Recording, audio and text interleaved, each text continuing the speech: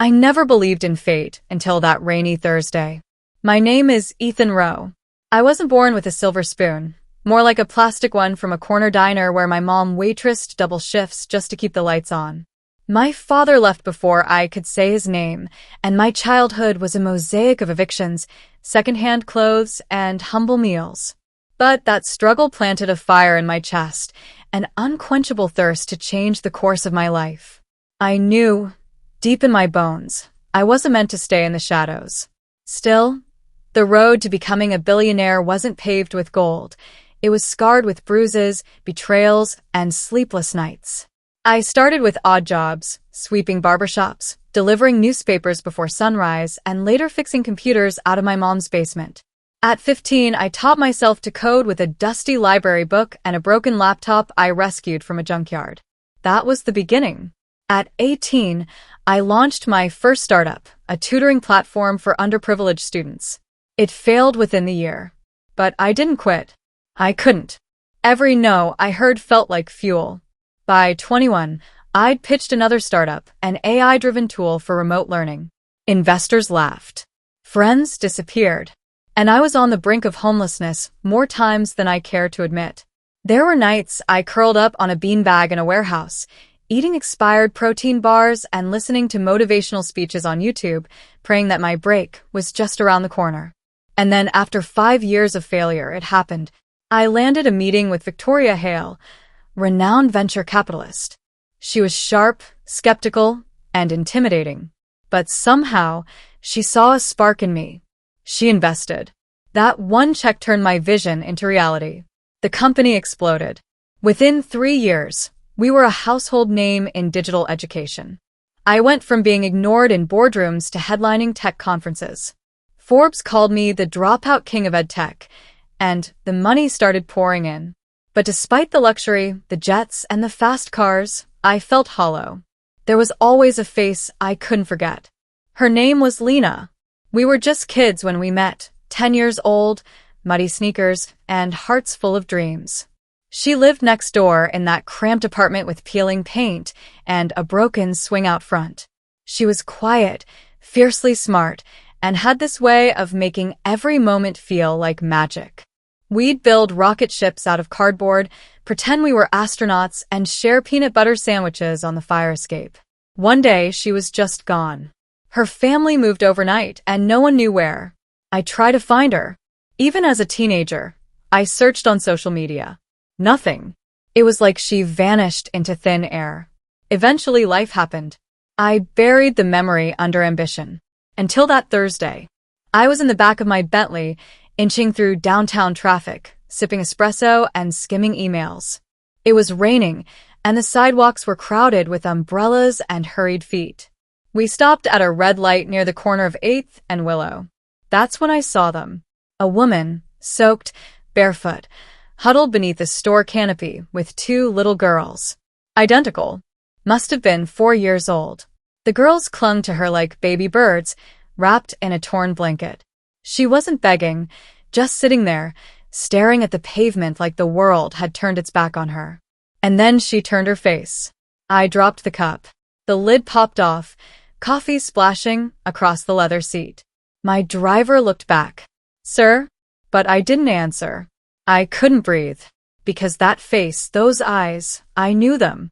It was Lena. The rain thudded against the roof of my car like a frantic heartbeat, matching the pounding in my chest. I stared at her through the tinted glass, disbelieving. Lena. After all these years, there she was, older, worn, and soaked to the bone, yet somehow exactly the same. "Stop the car," I said, my voice trembling. My driver hesitated. "Sir, we're in traffic." "Now." The car halted. I didn't wait. I opened the door, the cold rain immediately drenching my designer suit. I didn't care. I walked across the sidewalk as if in a trance, ignoring the people brushing past me, the horns blaring behind. The only thing in my vision was her. "Lena?" I said her name like a prayer. She looked up, startled. Her eyes locked with mine, and for a moment, time stood still. Those eyes, still the same soft hazel, widened in confusion. She stood, slowly, protectively wrapping her arms around the twin girls behind her. Ethan, she whispered, her voice cracking like dry leaves. Yeah, I breathed. It's me. She looked like she'd seen a ghost. Her lips quivered, and I noticed her shivering, not just from the cold, but from something deeper. Humiliation? Fear? I instinctively took off my coat and offered it. She hesitated. You don't have to be afraid, I said gently. Come with me. Please. She looked down at her daughters, then back at me. For a moment, I thought she might run. But then one of the girls tugged at her dress and whispered, Mommy, I'm cold. That was it. She nodded. We drove in silence. I didn't press her with questions, and she didn't offer explanations. I wrapped the twins in warm towels as soon as we reached my penthouse. My housekeeper, Maria, gasped when she saw them and immediately rushed to prepare hot soup and clothes for the children. Lena stood in the living room, arms crossed, looking completely out of place among the crystal chandeliers and marble floors. I poured her tea. You okay? I asked. She took the cup but didn't drink. I don't know how this happened, she murmured. I could say the same, I replied. She looked at me, and something flickered in her eyes. You became someone. And you disappeared. She looked down. Life happened. I didn't push.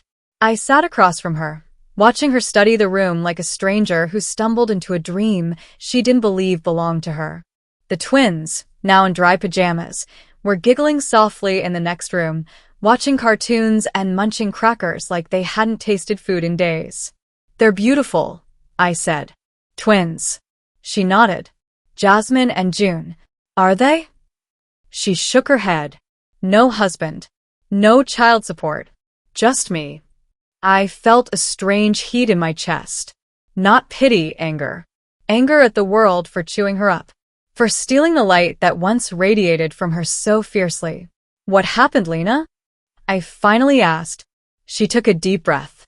After we moved away, everything went downhill. My stepdad got into trouble. My mom worked 2 jobs. We bounced between shelters. I got into community college, but then she got sick and I dropped out to care for her. I met someone thought he was different. He left when I told him I was pregnant. I tried to make it work, Ethan. I did. But no one wants to hire a single mother with no degree and 2 mouths to feed. I clean houses now. When I can. Tears slid down her cheek. I didn't want you to see me like this. I reached out, brushing away one of the tears with my thumb. I'm glad I saw you. I'm glad fate brought you back to me. She blinked. Why? Because I never stopped thinking about you. That night, after she fell asleep with the girls in the guest room, I sat alone in my office, staring out over the city's skyline. All the money, the accolades, the magazine covers, it all felt hollow compared to this moment. Seeing her, broken but still standing, reminded me of who I was before the world crowned me a billionaire. She was my past, but maybe, just maybe, she was part of my future too. Over the next few days, Lena and the twins stayed with me. I didn't ask when she was leaving, and she didn't mention it. Maria adored the girls. My staff adjusted instantly. The mansion, once silent and cold, suddenly had life, laughter, spilled cereal, cartoons echoing down the hallway. And Lena? Slowly, I saw her start to breathe again. One evening, I found her standing on the balcony, watching the sunset with a cup of tea. I could never repay you, she said without turning. You don't have to. She glanced at me. You saved me. No, I said, stepping beside her. You saved me. And I meant it. Because for the first time in years, I wasn't just building empires, I was rebuilding a home. Some people chase wealth for the sake of legacy, others for power. I used to think I chased it for survival because I never wanted to feel small again, never wanted my mother to cry over unpaid bills. But after Lena returned, I realized what I had really been chasing all along. Belonging. With Lena and the twins in my home, something shifted. My mornings no longer began with investor calls or stock updates. They began with the pitter-patter of small feet running through my hallway, with giggles and serial sticky fingers tugging on my suit jacket as I prepared for the day. Jasmine liked to braid my hair when I sat on the edge of the couch, and June? She was obsessed with my watch collection. Lena tried to keep her distance. She kept saying, "We'll find our own place soon." But I could see it. This place wasn't just shelter for her. It was peace. A peace she hadn't felt in years. One night, we sat on the rooftop. The city shimmered beneath us like a sea of fallen stars. "Why didn't you ever get married?" she asked. I looked at her. Because the only person I ever wanted to marry disappeared. She was quiet for a long time. Then she said, "You don't mean that." "I do. You don't know who I am anymore, Ethan." I reached for her hand. "But I remember who you were. And I see who you are now. And both matter." Tears welled up in her eyes, but she blinked them away. "I'm not the same girl who shared peanut butter sandwiches with you on a fire escape," she whispered. "And I'm not the boy who brought you broken flowers from the neighbor's garden. But maybe the world tore us apart just so we could find our way back stronger." She didn't answer, but she didn't pull her hand away either. The next few weeks were a slow dance between hesitation and healing. I invited Lena to help with one of my foundation's projects, an education program for single mothers. She lit up when she talked about her ideas. I saw the spark return. The woman who once dreamt of being a writer, who told stories with such magic they could hush a room, was still inside her. And so I funded her dream.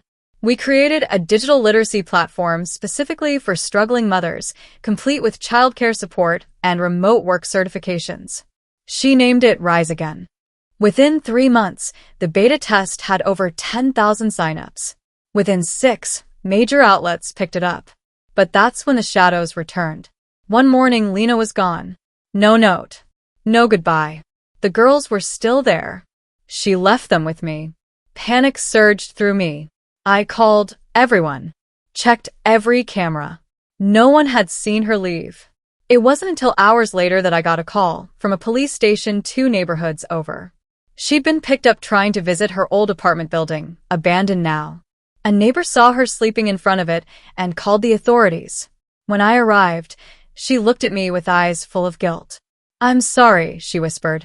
"I don't deserve this life." I knelt in front of her. "You think walking away makes you noble? You think you're protecting us." She looked away. "I'm a mess, Ethan. I'm baggage. You have your world, and I don't belong in it." "No, Lena. You don't belong in that world anymore. You're not baggage. You're the reason my world finally makes sense." She broke down, right there in that cold, sterile room. I held her as she sobbed into my chest. We drove home in silence, her head resting against the window. That night, I tucked the twins in, read them a bedtime story, and turned off the lights.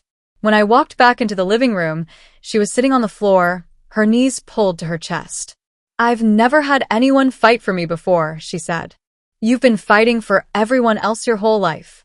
Let someone fight for you now." She looked up and I saw it. That fragile hope, flickering, trembling, but alive. "I'm scared," she whispered. "So am I."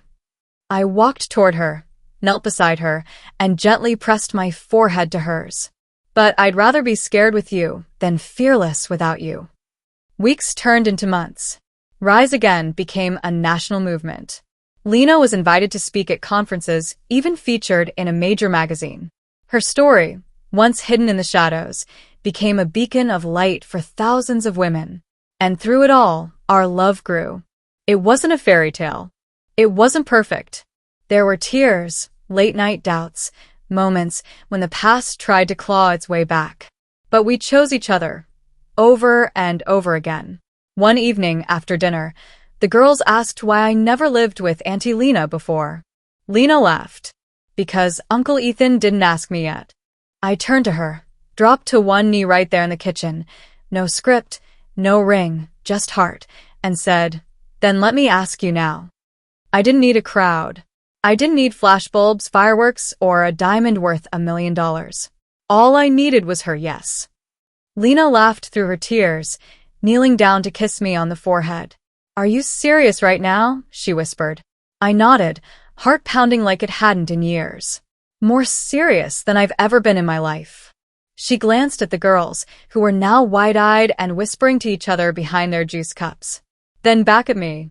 Her hands trembled as she placed them over mine. I don't have anything fancy to offer, she said, voice breaking. I shook my head. You gave me everything I was missing: family, purpose, love. I was a billionaire in numbers. You made me rich in meaning. She closed her eyes, then opened them slowly. Yes, Ethan. Yes.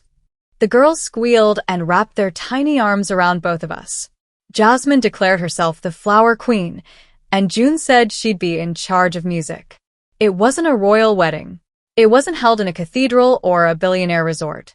It was in our garden, with fairy lights strung through the trees, mismatched chairs, laughter, dancing children, and an aisle made of wildflowers and hope. Lena walked toward me barefoot, holding a bouquet she and the girls picked that morning. Her dress wasn't designer.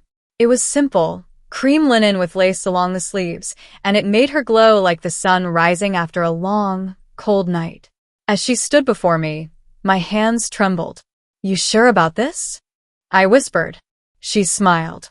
I've never been more sure. Marriage didn't change everything overnight. It wasn't a cure-all, but it made everything more solid. Real. We didn't escape our pasts. We integrated them into the story. Every scar, every lesson, became part of the bond we shared. Lena went on to expand Rise Again internationally. She turned down $1 million buyout from a venture firm because she believed in keeping it nonprofit. That's who she was, always leading with her heart. Meanwhile, I stepped back from day-to-day operations in my company. Not because I was tired, but because I finally understood where my energy was most needed. We opened community centers across the country, each named the Second Chance Project, inspired by Lena's own words during a speech. The world doesn't need perfect people.